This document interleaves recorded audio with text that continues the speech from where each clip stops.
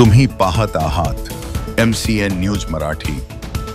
भारतीय राष्ट्रीय काँग्रेस ओबीसी विभाग जिल्हा कार्याध्यक्ष समाधान दामधर यांनी निवेदन देऊन शेतकऱ्यांच्या खात्यात संत्रा व इतर पीक विमा तात्काळ जमा करण्यात यावा, अन्यथा तीव्र आंदोलनाचा इशारा 30 मे रोजी प्रशासनाला दिला आहे।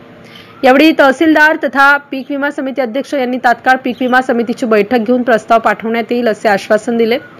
जळगाव जामोद तालुक्यात वर्ष 2024-25 मधील संत्रा व इतर फळ पीक विमा शेतकऱ्यांनी काढलेला आहे। वर्ष 2024-25 मध्ये हवामानाच्या अनियमिततेमुळे संत्रा व इतर फळ पिकांचे मोठे नुकसान झाले आहे।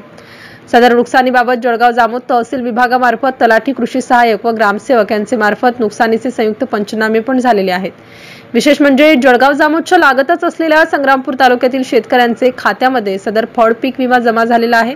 ऑनलाईन वेदर रिपोर्ट व येथील स्थानिक नागरिकांच्या माहितीनुसार संग्रामपूर तालुक्यातील एक शेत व जळगाव जामोद तालुक्यातील एक शेत यामधील अंतर 50 मीटरपेक्षाही कमी असताना एका तालुक्यातील शेतकऱ्याचा विमा मंजूर होतो व एका तालुक्यातील शेतकऱ्यांचा विमा मंजूर होत नसल्यामुळे पूर्ण व्यवस्थेवर शंका निर्माण होत आहे। विमा कंपनीच्या प्रतिनिधीसोबत बोललो असता अजून जळगाव जामोद तालुक्याचा स्कायमेट वेदर डाटा सबमिट झालेला नसल्याची माहिती देत आहेत, तर बुलढाणा येथील फळबाग तांत्रिक अधिकारी यांना बोललो असता उडवाउडवीची उत्तरं मिळत आहेत। सदर शेतकऱ्याच्या खात्यात विमा रक्कम तात्काळ जमा न झाल्यास उपोषण व लोकशाही मार्गाने आंदोलन करण्यात येणार असल्याची माहिती समाधान दामधर यांनी दिलेली आहे। MCN न्यूज मराठी करिता जळगावहून आकाश उमाळे।